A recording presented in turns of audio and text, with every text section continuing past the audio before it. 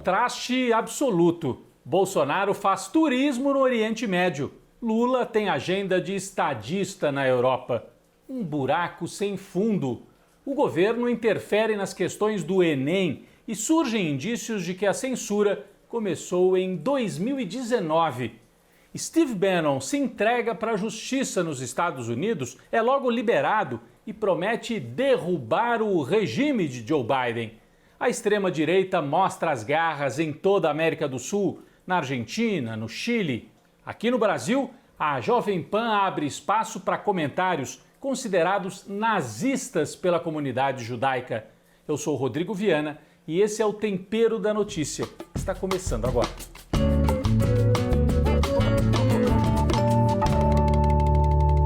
Enquanto o Bolsonaro estava no Oriente Médio com uma comitiva gigantesca, ninguém sabe por que foi tanta gente com ele, assessores que não tinham nenhuma relação com a viagem, vereador, desembargador, ex-senador, enfim, um trem da alegria num passeio lá por Dubai. Enquanto o Bolsonaro estava lá, passeou até de moto, Lula teve uma agenda de chefe de Estado na Europa. Começou pela Alemanha. Lula se encontrou com Olaf Scholz, nós temos a foto aí, que deve ser o futuro chanceler, né? Ganhou as eleições, primeiro-ministro da Alemanha, que aliás, quando o Bolsonaro esteve na Europa, o Bolsonaro numa reunião não sabia quem era o Olaf Scholz, ignorou esse, que agora recebeu o Lula na Alemanha. Depois Lula foi a Bruxelas, na Bélgica, que é a sede da Europa, né? Da Europa Unificada, Parlamento Europeu. Participou de vários debates, foi aplaudido de pé no Parlamento Europeu, também temos essa cena bastante marcante. Mas eu diria que o ponto alto da viagem ocorreu em Paris. Porque Lula, além de ser recebido por lideranças, partidos mais à esquerda, né, o Partido Socialista e outras forças ali mais da esquerda, foi recebido pelo presidente da República, o Macron, com uma pompa de chefe de Estado. Esse vídeo estourou na internet. Vamos assistir.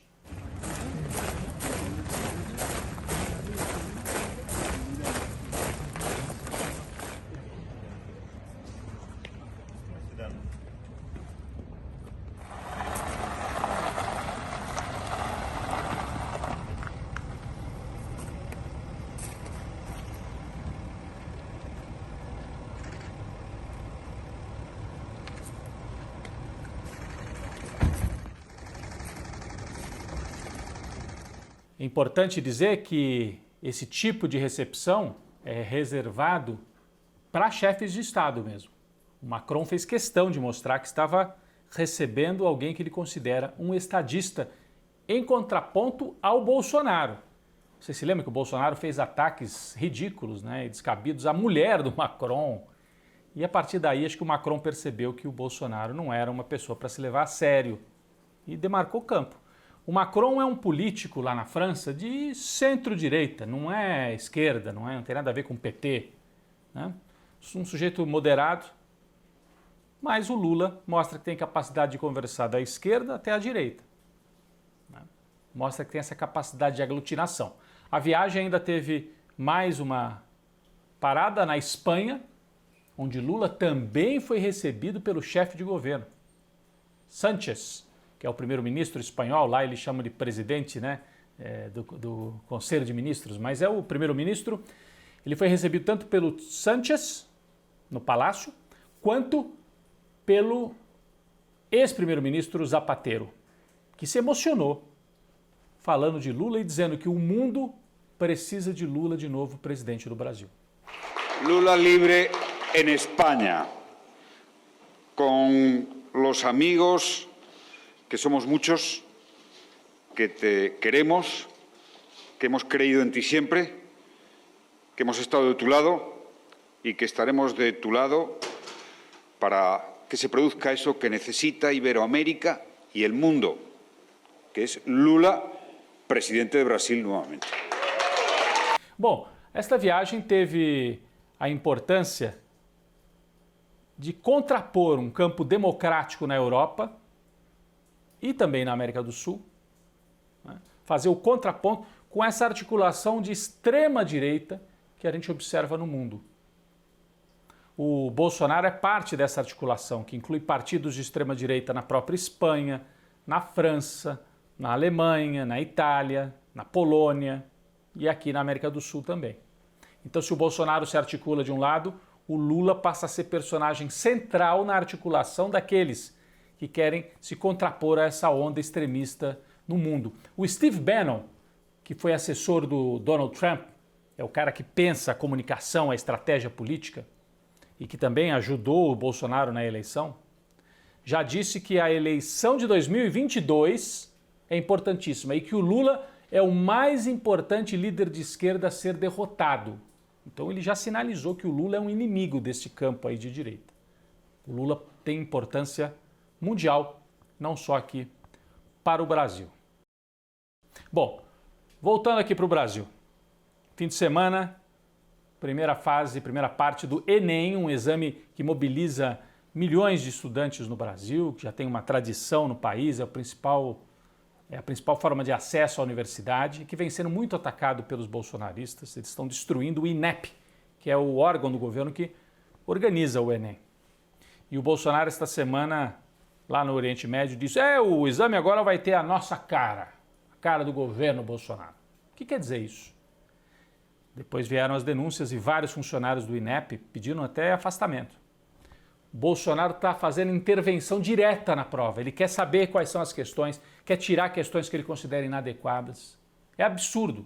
Fora que isso pode quebrar o sigilo da prova. Se ele tem acesso, quem garante que não pode espalhar para os amiguinhos dele? E saiu uma reportagem esta semana mostrando que esse tipo de intervenção na prova do Enem vem desde 2019, no primeiro ano de governo Bolsonaro, uma reportagem da revista Piauí, muito importante. Olha que ridículo. Em 2019, eles mandaram cortar. Tinha uma questão ali que tinha um quadrinho da Mafalda, sabe aquela personagem? A menininha, é argentino esse quadrinho, que discute ali nesse quadrinho a questão do feminismo, ela com a mãe, mas é uma coisa muito tranquila, né? O papel da mulher na sociedade. Tira, não gostamos de feminismo. Mandou tirar poema de Ferreira Goulart, um poeta, porque falava da ditadura. Não pode chamar de ditadura militar, foi regime militar. Mandou tirar a letra de música de Chico Buarque. Tudo isso está na reportagem. Então, o bolsonarismo é isso. É uma tentativa de voltar à época da ditadura, de fazer intervenção, de destruir. O Enem, né, uma prova que ganhou a confiança dos brasileiros e, infelizmente, também é uma área que o Bolsonaro tenta destruir. Nós desejamos sorte aí para os estudantes que vão prestar agora e depois tem ainda a segunda etapa do Enem. Tomara que eles não consigam destruir, porque é muito importante para o Brasil. Bom, também aqui na política brasileira, na semana que passou, o esforço danado para alavancar a candidatura do Sérgio Moro, que seria uma opção de terceira via entre Lula e Bolsonaro. Na verdade, ele é o bolsonarismo envergonhado, né? Porque o Sérgio Moro ajudou a eleger o Bolsonaro, foi ministro do Bolsonaro e reapareceu no programa do Pedro Bial, dando entrevista, e com isso ele vai deixando em segundo plano as candidaturas do PSDB, Partido dos Tucanos, está fazendo até prévias aí entre o Dória e o governador lá do Rio Grande do Sul, Eduardo Leite. Então, o Moro parece ter apoio tanto da Globo como do mercado financeiro, como de alguns militares, e se ele ganhar força, ele pode se tornar a principal candidatura da chamada terceira via.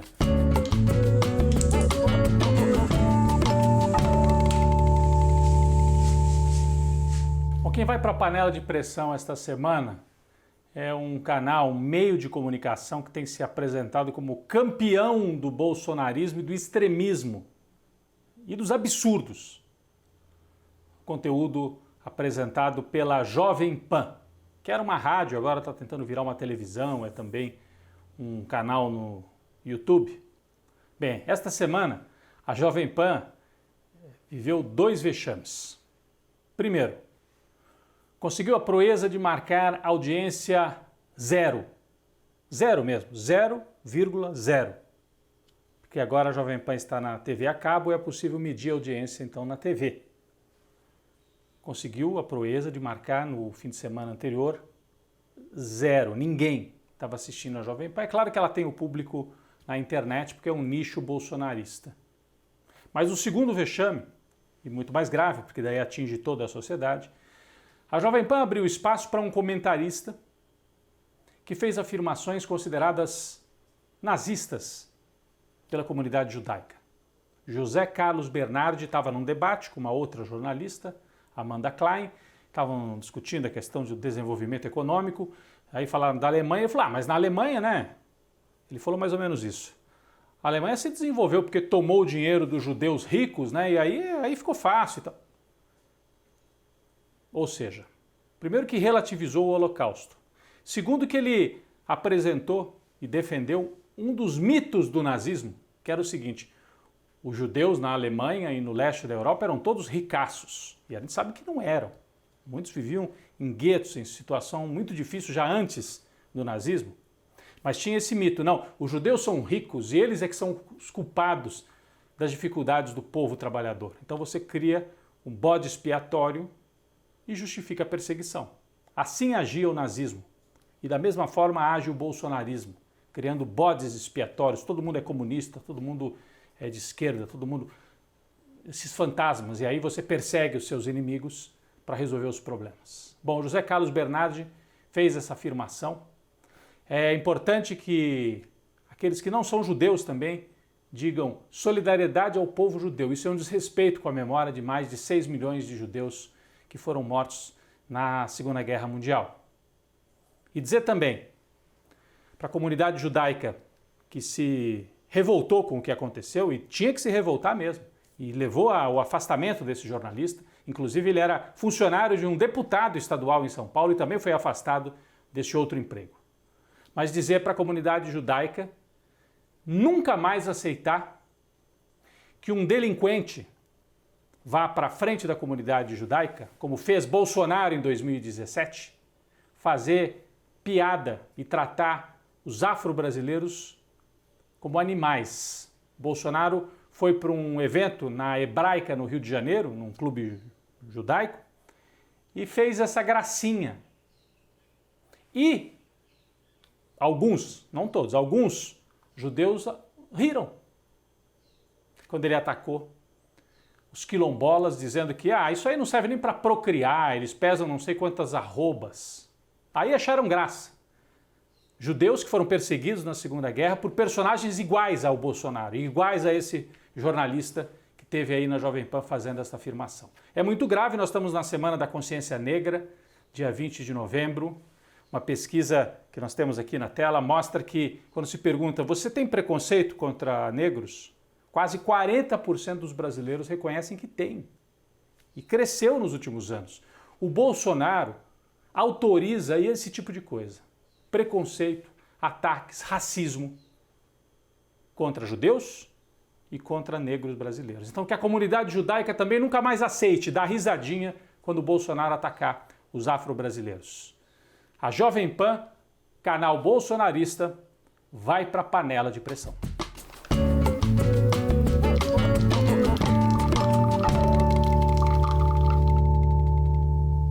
O nosso cafezinho esta semana vai para 2 jornalistas que são símbolos dessa resistência e desse esforço para que a gente se contraponha à imprensa comercial no Brasil. 2 jornalistas experientes, veteranos, com muita qualidade, Luiz Nassif e Tereza Cruvinel. Os 2 ganharam o prêmio Comunique-se na semana que passou. É um prêmio em que o público vota, os jornalistas, né, também votam, mas o público. E cada um na sua categoria. O Luiz Nassif como melhor colunista de economia, né, escrito. E a Tereza Cruvinel, queridíssima Tereza Cruvinel, ganhou como melhor colunista de opinião. Os 2 foram expurgados, expulsos da mídia tradicional, passaram pelas principais redações do Brasil. A Tereza Cruvinel teve a coluna mais importante no jornal O Globo, na época em que a Globo estava tentando limpar a sua imagem que vinha da ditadura, então colocou gente séria para escrever. A Tereza teve mais de 20 anos uma coluna muito importante no Globo. Depois, começou a ser alijada ali no Globo e pediu para sair do Globo e ajudou a montar a TV Brasil, na época do Lula. A família Marinho nunca perdoou. Tereza Cruvinel foi perseguida quando dirigia a TV Brasil, atacada por esses colunistas a serviço de outros interesses. E ela tinha toda a experiência, né? Tinha o conhecimento e continua tendo. A Tereza passou pela TV Brasil e depois está agora na mídia independente há vários anos no Brasil 247, tanto no site como na TV 247. Mesma coisa na área da economia. O Nassif teve a coragem de enfrentar a Veja, quando a Veja tinha poder, aquele esgoto que corria na Veja. Ele fez uma série de matérias no site dele mostrando o que era a Veja. E foi processado, atacado, e está aí, firme. E merecidamente também recebeu o prêmio. Brasil de Fato e TVT fazem parte desse esforço e desse ecossistema de uma outra imprensa que também é possível. Um cafezinho para o Nassif e para a Tereza Cruvinel, grande jornalista.